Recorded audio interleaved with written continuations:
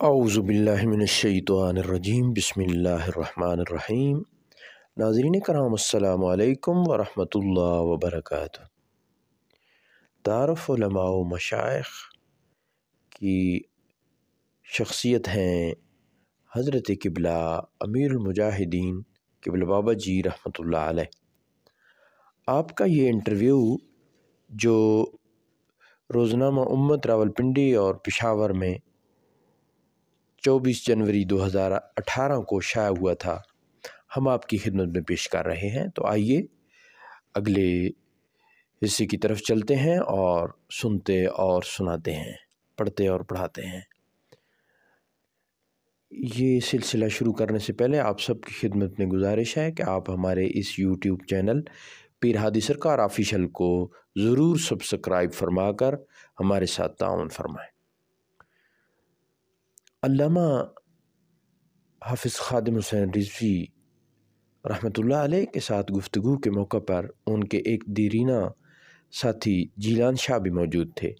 جیلان شاہ فیض آباد دھرنا میں آخر تک موجود رہے۔ علامہ صاحب کی اجازت سے اس سوال کا جواب انہوں نے دیا کہ پولیس والے پسپا کیسے ہوئے۔ ان کی زبانی سنیے۔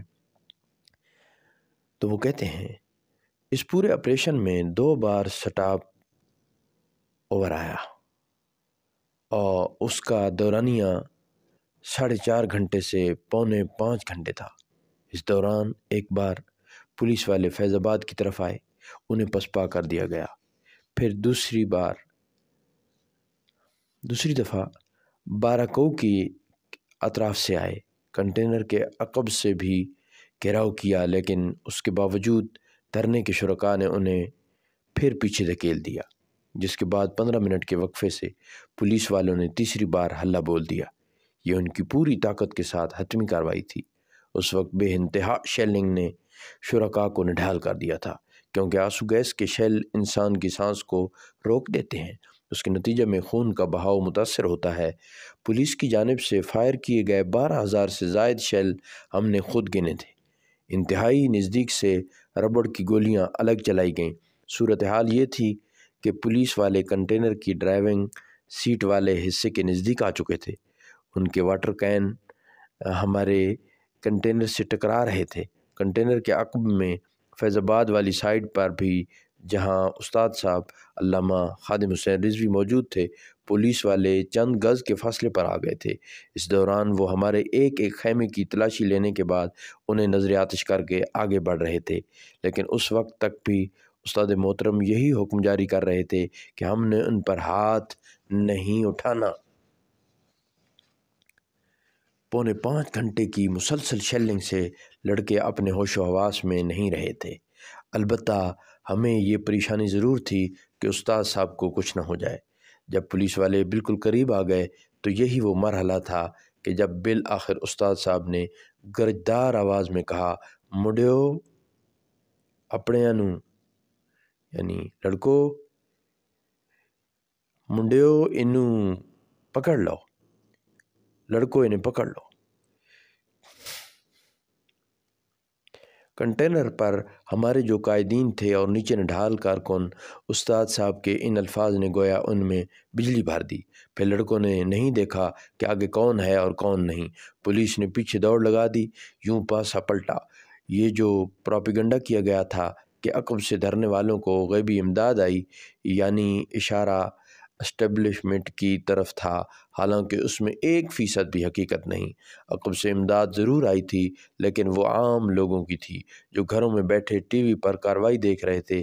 جب کنٹینر کے پاس سے پانسا پلٹا تو ہمارے ناکوں کے پیچھے سے عوام آنا شروع ہو گئے۔ ہم مری والی سائڈ پر تھے۔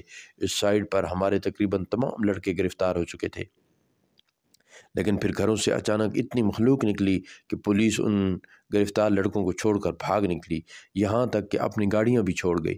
ان آنے والوں میں ایک لڑکا ایسا بھی تھا جو صبح ناشتہ کر رہا تھا۔ جب اس نے ٹی وی پر دیکھا کہ آپریشن شروع ہو چکا ہے تو ناشتہ چھوڑ کر اپنی والدہ سے کہا، "اماں، اب بعد میں ملاقات ہوگی، میں جا رہا ہوں"۔ راجہ زہیب نے 27 منٹ میں شہادت حاصل کی اور راولپنڈی میں اپنی دکان پر بیٹھا ہوا تھا۔ آپریشن کا سنتے ہی اس نے دکان کا شٹر بند کیا اور فیض آباد کی طرف چل پڑا۔ ترنے کے حوالے سے ایک اور واقعہ سناتا چلوں۔ میرا بھائی آسٹریلیا سے آیا تھا، استاد صاحب کا مداح ہے، ہمارے ساتھ ترنے میں چلا آیا۔ ترنے کے پہلے روز رات 2:30 بجے جب ہم فیض آباد پہنچے تو کنٹینر سے لڑکے میوے کا لنگر بانٹ رہے تھے۔ بھائی نے کہا کہ میں نے بھی کنٹینر کے اوپر آنا ہے، پھر وہ بھی لڑکوں کے ساتھ مل کر لنگر بانٹنے لگا۔ صبح 4 بجے کے قریب جب رش ختم ہونے لگا تو ہم نیچے آ کر کھڑے ہو گئے۔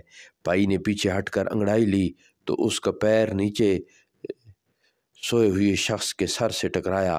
اس نے اپنے ساتھ کھڑے لڑکے سے پوچھا، اتنی سردی میں کھلے آسمان تلے یہ کون سو رہا ہے؟ تو بتایا گیا کہ یہ استاد صاحب ہے۔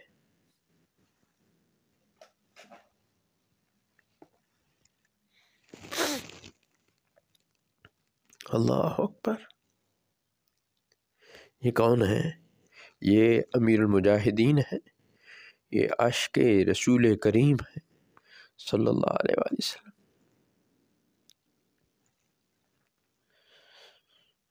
یہ کروڑوں مسلمانوں کے دلوں کی دھڑکن ہے۔ بھائی کو یقین نہیں آیا اور مجھ سے پوچھنے لگا کہ واقعی استاد صاحب سو رہے ہیں، امیر المجاہدین سو رہے ہیں، اتنی عظیم ہستی سو رہی ہے؟ بھائی کو حیرت کا جھٹکا لگا، کہنے لگا میرے لیے یہ ناقابل یقین بات ہے کہ ایک لیڈر عام کارکنوں کی طرح نیچے سو رہا ہے، حالانکہ کنٹینر موجود تھا اور اس کے سامنے ہوٹل بھی تھے جہاں امیر المجاہدین آرام سے رات گزار سکتے تھے۔ سبحان اللہ، رحمت اللہ علیہ۔ سماعت کرنے کے بعد ہمارے اس چینل کو ضرور سبسکرائب فرمائیں۔ بہت شکریہ۔